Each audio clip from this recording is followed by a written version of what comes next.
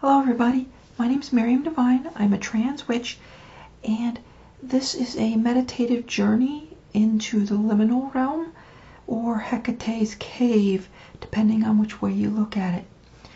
So what I'm going to do is lead us on a little journey. It's like a shamanic journey, and it's going to be a visualization. So we're going to close our eyes so we're not worried about what's on the screen. In fact, you're going to find yourself a nice, comfortable position. Now, I found that if you're doing this journey, and a lot of times I do them between the time of midnight and, say, 5 a.m., that if you're laying down, a lot of times I will fall asleep. So it's best that you sit up. Sometimes I actually eat some espresso beans or something to make sure I'm awake, and yet we're going to really relax our minds and get ourselves into this visualization journey, which is going to include not just visualization, but it's going to include sounds and feelings and emotions and smells and sixth sense and just about everything else that you experience in the real world, except for we're going to do it in a journey. So what we're going to do is, first we're going to relax ourselves, and I'm going to help you relax a little bit and relax your mind with some breathing techniques. And then we're going to go through the journey, and it's going to be, I'll just talk about it as we go along. So I might stop and drink some tea. I don't like cutting my videos, and I probably won't cut my audio, so there might be a little bit of hiccups and things as we go along. Okay, first we're going to relax our mind. So get in that position. If you're sitting down, you can sit down, get a pillow to relax your back. If you're laying down, just lay down. Try not to get so sleepy. If this is like, it's 3 o'clock in the morning for me right now, so it might be, same for you.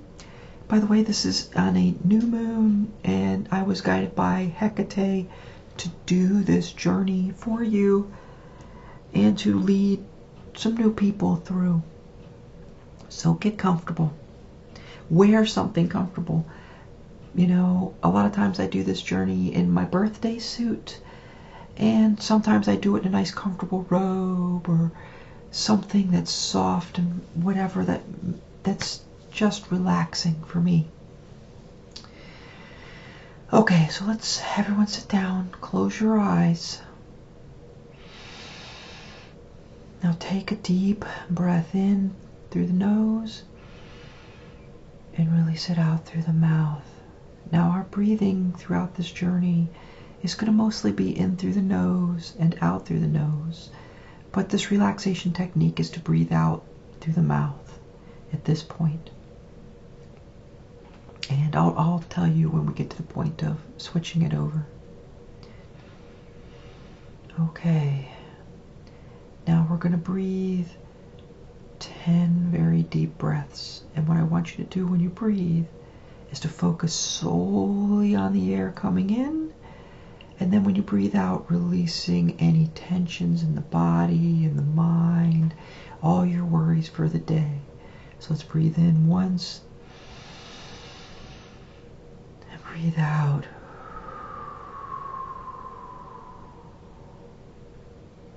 And you want to breathe out just a little bit longer than you breathe in. So breathe in and breathe out. As you breathe in all of the relaxation and good things. And when you breathe out all of your worries and troubles. Let's breathe in and breathe out.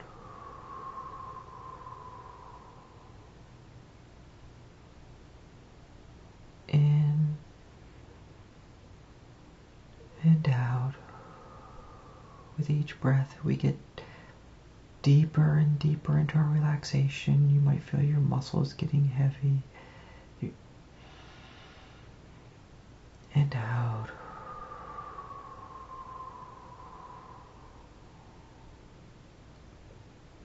And when you breathe into your bellies, your diaphragm. In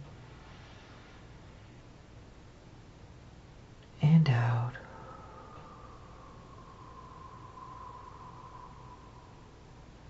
We're getting so very heavy and relaxed.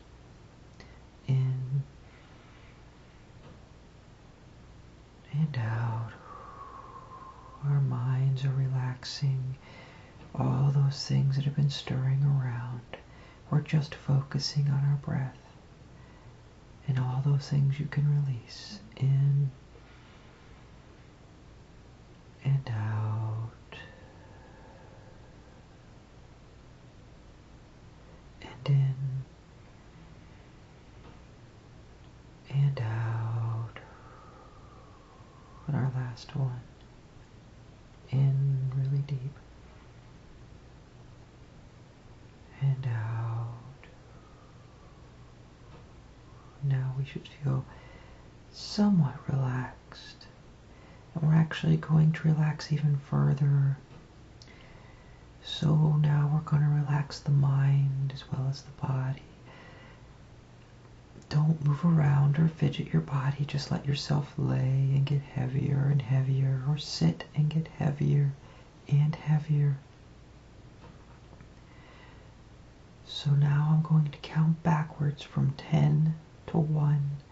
With each count, take another breath, but don't focus on the breath, only focus on the number, or maybe a hum if you have to hum, instead of even the numbers.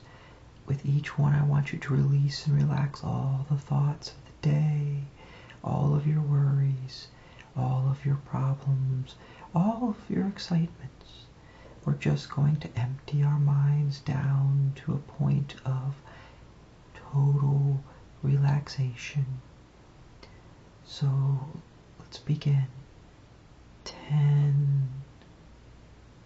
And you can feel that thought going away. 9. Even the sounds of my words are starting to fade away, and all you will hear is the numbers. 8. 7. 6. 5. 4. 3. 2. And 1.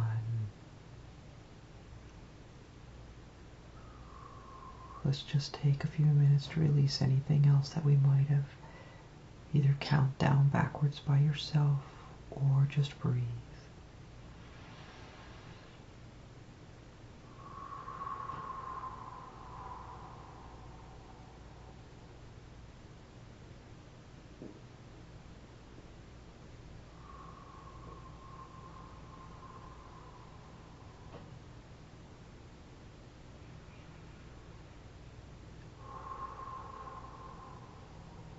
Okay, now that we're relaxed, and you can use this relaxation for whatever meditations, we're going to go to the beginnings of our Damos cave exercise. You feel a heavy, cool, warm water all around you. And if you open your eyes, you'll see that it's kind of a green, brownish muck. And you're in this water, and there's little tiny fish and life forms here, bacteria, and a life is teeming in this water. You might see some light creeping down in from the surface. This is the place of creation, the place where we were all born millennia ago, when life was formed. Here you shall form yourself, your body. So as you lay here or float here, imagine there's this energy of life all around you. This green, loving life energy. And it's slowly forming you into yourself.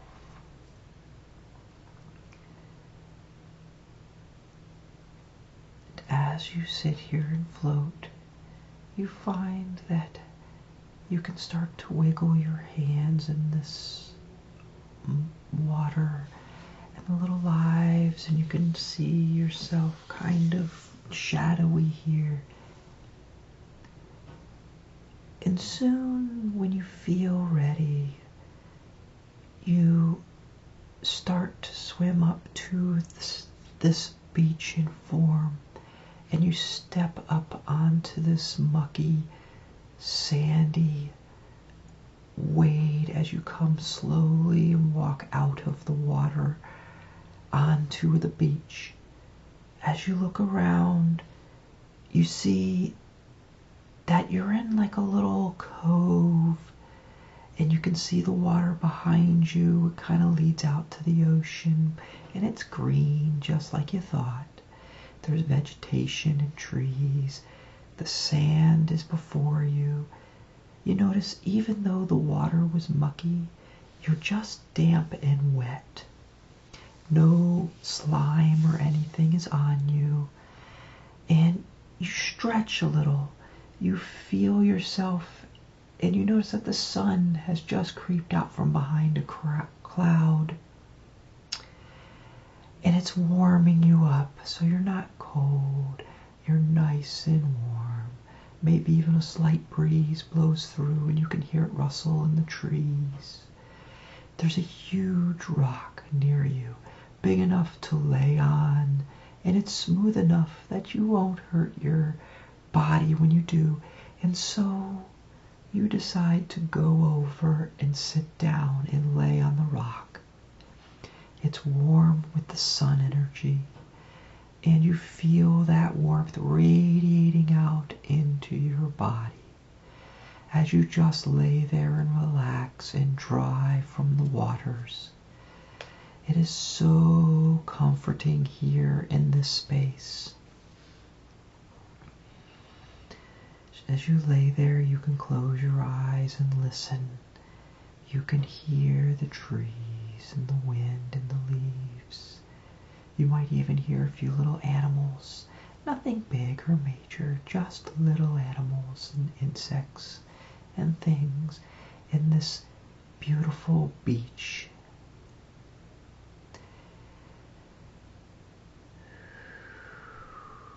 Now we decide to get up.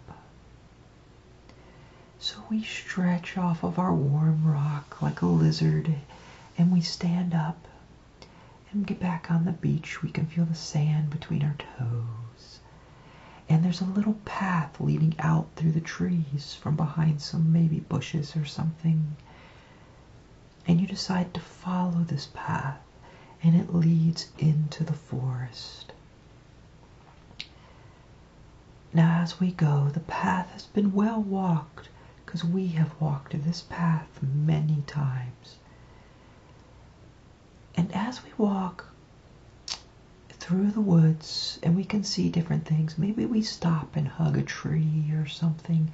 Just lay your hand on that tree and feel it, and you'll feel energy surging from the tree into your hand, and it surges down your arm and into your body. This is life energy. You can actually feel it in your feet coming up from the ground and everything around you. And we walk through the woods, and we let our hands brush the trees and the leaves, and we can just feel the life around us. Off on our left, we see a side path.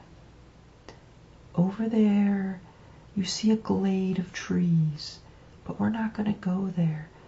But you know there's special people or magical beings there, but we're not going to go there. That's for future exploration. But we just know it's there, and it's comforting to us. But we continue on through our path, and leave that little glade alone and the beings that are there. But we can hear them slightly as we start to move further. We can hear some light singing coming from that glade.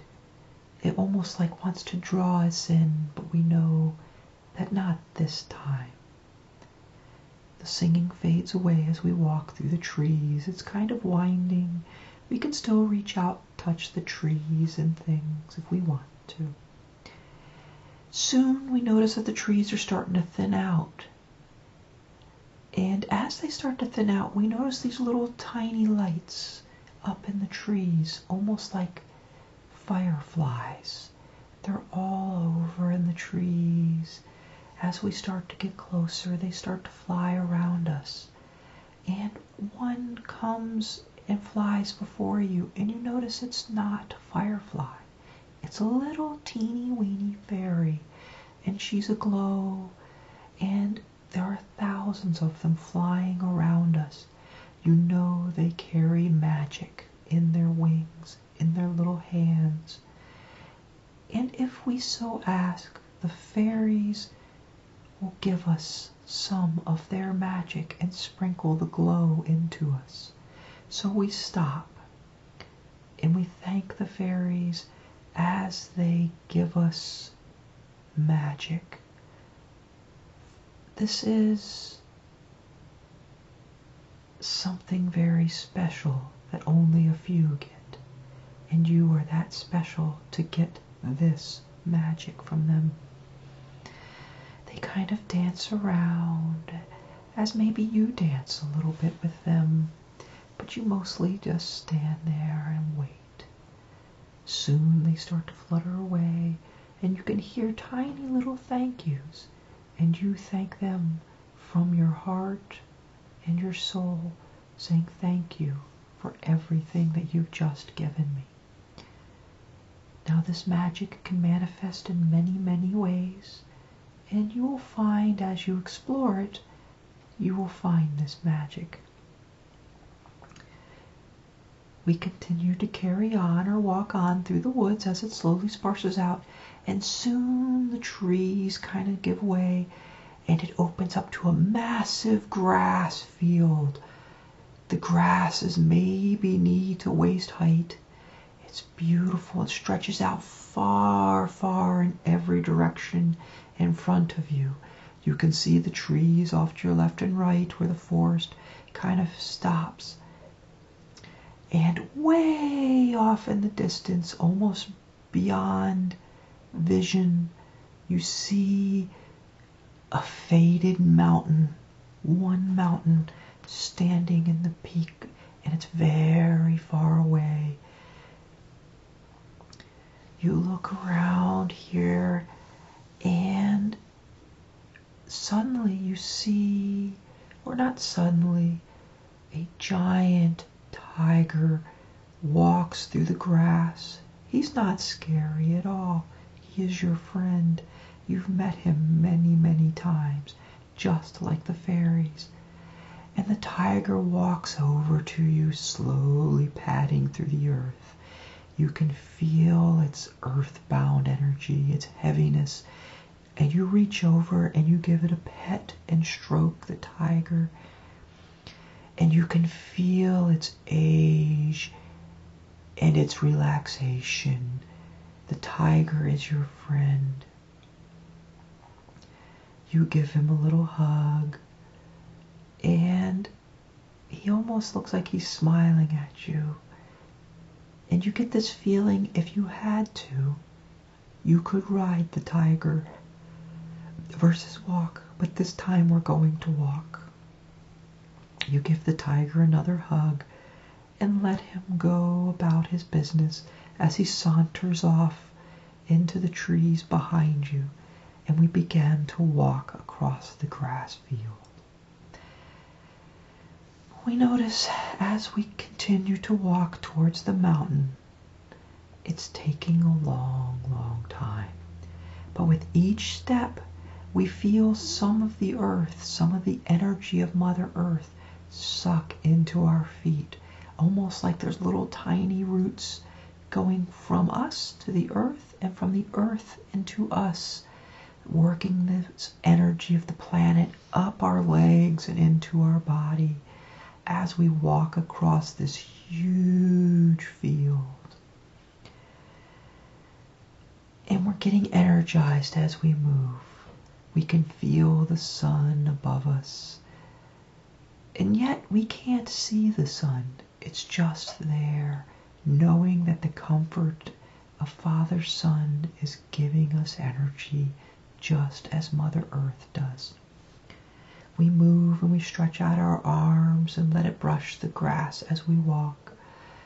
And we walk further and further, gathering more and more of this earth and sun energy.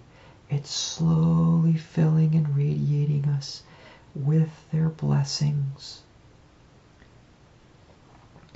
We might even close our eyes and just feel as we move slowly through the grass. We can breathe in that energy, feel it fill us up from our feet, from our head, as the energies converge up through our knees and our hips and down and pours over our neck and our mouth. And we soon find that we want to breathe through our noses, and our tongue wants to be up on the roof of our mouth. So we're breathing in and out through our nose. We're breathing in this energy, and we're breathing out all of anything that we no longer need. As we walk, we feel this convergence of earth and sun right in our solar plexus. And there it builds into a teeny weeny little ball of energy, and it's radiating within us. It's radiating up through our heart. It's radiating down through our sacral into our belly and below. We can feel the combined convergence. Soon we open our eyes again, and we see that the mountain has gotten much, much closer. We've walked either faster or skipped a beat in time. As we look at the mountain, it stands before us, and we start to climb up the mountain. And we're walking at first where the gentle slope goes up, but soon we have to use our hands to grab rocks and work our way up. If we feel tired, we rest on a rock or so, and we can feel the energy of vitality of this mountain, of its stability, entering us and giving us strength of the roots of the world. And so we rest a little and gather some energy as we move. And as we climb the mountain, we see a trail or a path, and we start to follow it, and there's a branch going off to a temple with many, many pools. That is for future exploration. So we leave it alone, and we continue, and then we hear a bird, an animal, our spirit guide. She's flapping up in the sky. She's looking down at us. We know if we just call her, she'll come down and give us information. But we'll talk to her later as she flies around watching us on our journey. We slowly climb the mountain, gathering its strength up this trail. And then we see at the end of the trail, off in the distance, we see to our right there's a little temple. We know this is a place of sanctity for us, but we're not going to explore there. It's for later when you have time and you want to explore this mountain. However, at the end of the trail, we see a cave. This cave is dark, yet inviting. In fact, you see a guide your helper standing at the edge of the cave with its hands holding out to you, beckoning you to come in. However, that is Damo's cave. That is our cave of our inner mind, and we're not going to go there. We'll explore that as well later. However, as you realize that you are wearing nothing, your helper has an outfit. Whatever it is that you like to wear, whether it be a robe or a dress or pants, something loose and comfortable. It can be a color of your choosing. However, you almost feel that you want to wear something very dark and black this time. So you gather your outfit and put it on. Yet there are no shoes, but somehow you know that being barefoot is important. So we thank our guardian that's standing at the door, and then we climb up past our cave and leave it behind and climb the mountain. And we keep climbing, and it's getting cooler and colder. Any vegetation is starting to go away, and soon it is cold here. We find that the wind has picked up a little, almost like we want to shiver, and we wish we would have brought a coat, but we didn't. And we continue to climb, and maybe we even see some faint snow on the rocks. As we climb and climb, the air actually feels thinner up here. We seem that we're breathing a little deeper to gather as much air as we can as we climb and climb. Soon we are at the top on a little teeny weeny plateau of the mountain, and we're looking down and we see we're above even the clouds. Every now and then we can see the plains and the forest off in the distance. We can look around and see all the sides of our mountain. And we can see the sky above us, and we can see vast distances, maybe even other mountains of other lives of ours, other times. As we sit here in the cool breeze, listening to the wind, you feel a shift. Something makes all the hair on your body stand up. This coolness, this shift. And then you see it right next to you. There is an opening in the air, in the time, in the space. It's like a doorway that you didn't know existed.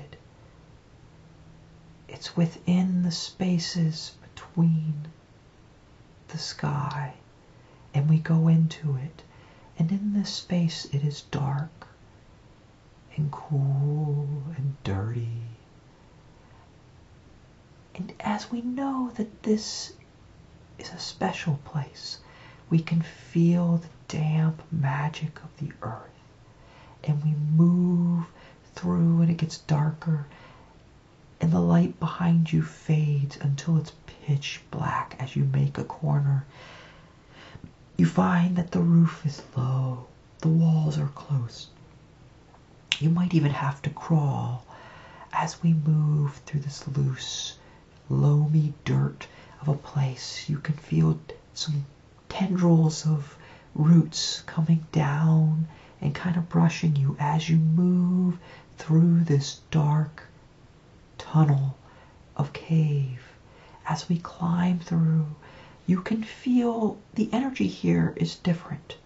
It is very damp, and you can draw it in, and it's almost like this is a life root magic. Like you can feel the earth, and yet there's something more here.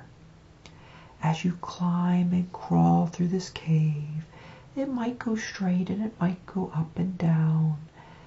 But soon ahead of you, you see this faint wooden door, and it's very heavy planks.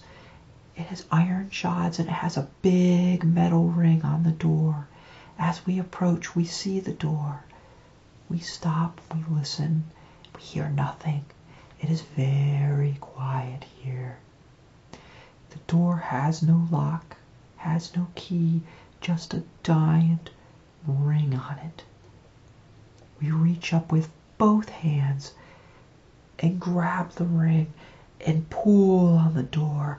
It is heavy, it is wrenched, and we pull and pull, and eventually it starts to creak open.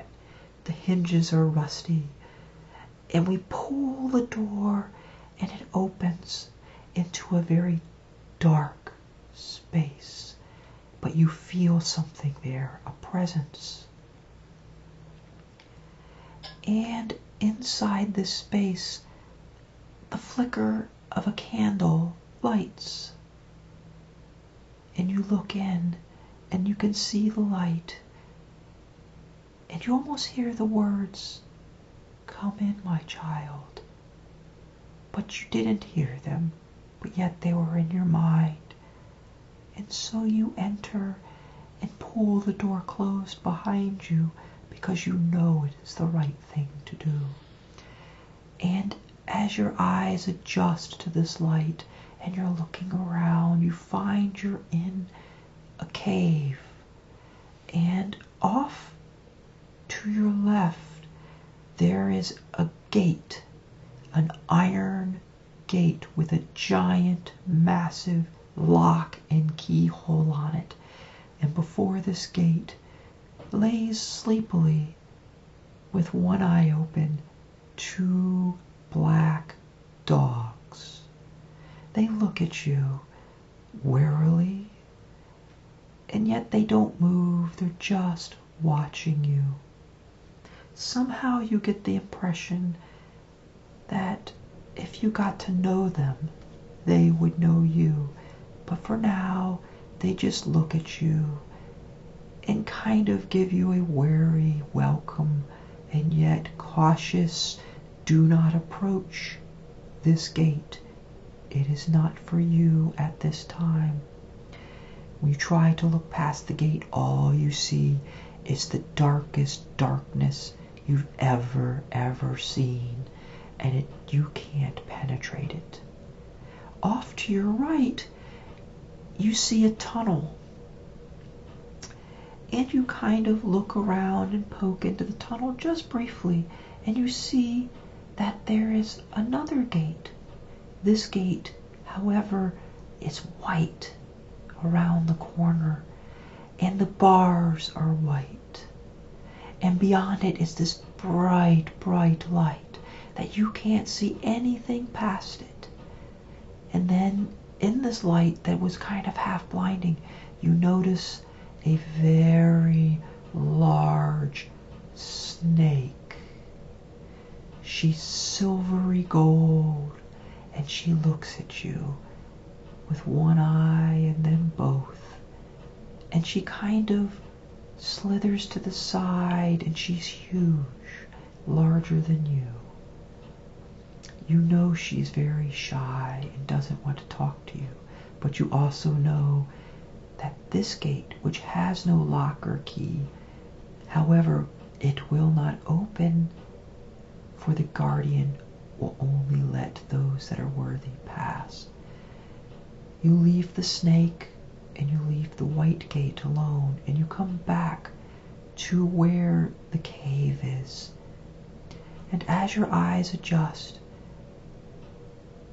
you move a little bit further through this cave ahead of you. As you notice, it goes further and it's kind of wide here. As you walk, you see a little tiny hole. The hole of maybe the size of a large mouse or rat. And you know that this place here holds a friend, and yet she's not home. And so you continue on through this cave, and eventually it opens into this vast space. The space is dark, yet you can see a trail stretching before you. The stones are violet. The ground is almost black, but you can see the rough outlines of grass or some type of plant or moss. You can feel, not see, but there's gardens on both sides of you, and it is dark. And all these plants around you are exotics. Some are beautiful. You can smell their radiance, and some are deadly poisonous. You know that all you would have to do is touch them, and you would die. This is a garden of great magnitude. You decide not to explore through the plants until your eyes have adjusted. And you continue to walk down these violet stones with the gardens and the darkness on both sides. You feel the space above you is large, and yet you know it's a cavern as you walk through this very dark garden. Soon ahead of you, you see a temple. Needed that. You see this temple ahead of you, and it is yellow stone, and it's a circular temple. It's at the edge of the garden. It has columns on the outside and a dome on the top. Now, right now, the temple seems like it's just old stone. However, you know that it once stood at a beautiful vine glory. At one side of the temple, up the stairs, you see a doorway. And you come to the stairs, and there's light here. There's a couple of torches so that you may see the vast glory, and you can see the edges of the garden, some of the beautiful colored plants here. However, you know you cannot enter the temple. You must stop on the stairs and wait. And we wait until we are invited in. Here we stand and wait. As time goes on, we find that standing is tiresome, so we sit or kneel on the steps and wait. What we are waiting for is an invitation, and from who we don't even know. And suddenly you feel a wave of warmth and happy joy come over you, and something says it's time to come in. So you stand up and you walk through the door of the temple, and you find you're in a huge, vast, circular hall. In fact, it's strange, but this hall is vaster than the outside of the temple. And as we look around, there's torches all around the temple. And we see that before us is a giant strophalos, or maze on the floor, with a star in the center. It's a black one with white and yellow lines on the stone. As we walk onto the strophalos and towards the center, we know that the star in the center is where we need to be. As we get there, we get to the center and we look around us in all the directions. We see many alcoves and many doors all around us. The way we came in, we know exactly where it is. We're not going to get lost here, yet there's many ways from here. One of the alcoves contains a stairway going up, and one contains a stairway going down. One looks like it looks out into a chamber, and one has a door that is barred. We see in several of the alcoves, there's many things there.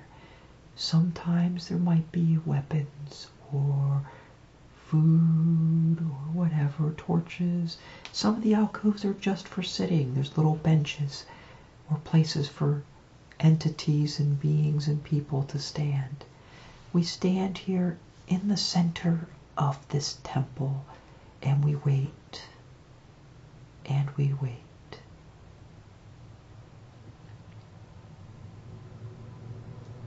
She says she's not going to come today, but on some other day you feel that Mother Hecate, for this is her temple, she would come to you and talk to you or gift to you, but not today.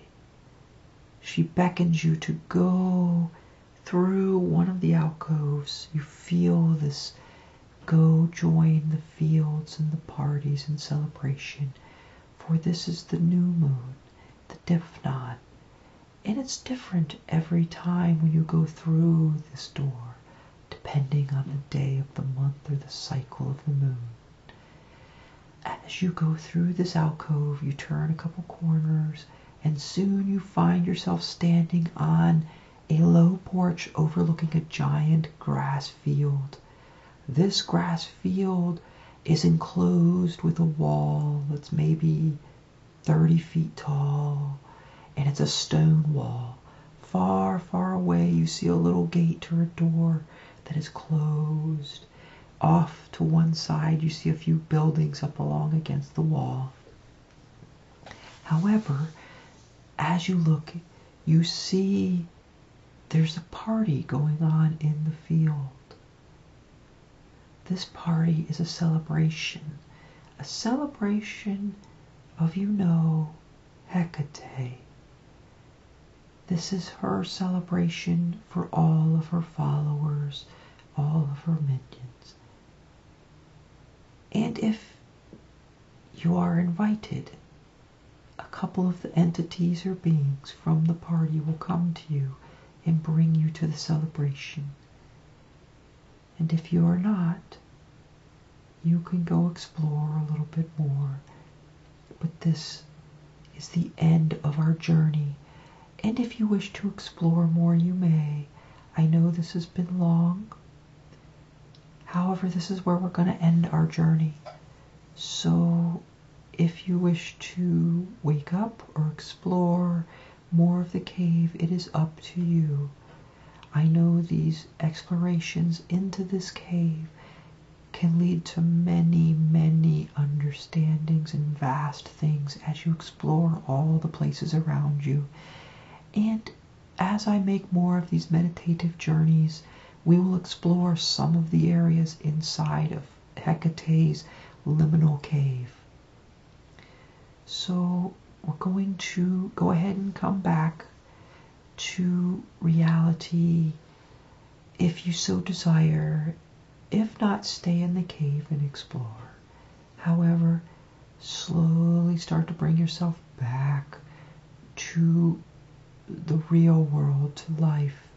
Here, move your fingers just a tad. Feel the breath in your body again. You're back home in your space. And I'm going to count from 1 to 10, and with each count I'm going to bring you back more into the present. You can wiggle a little bit more. 1,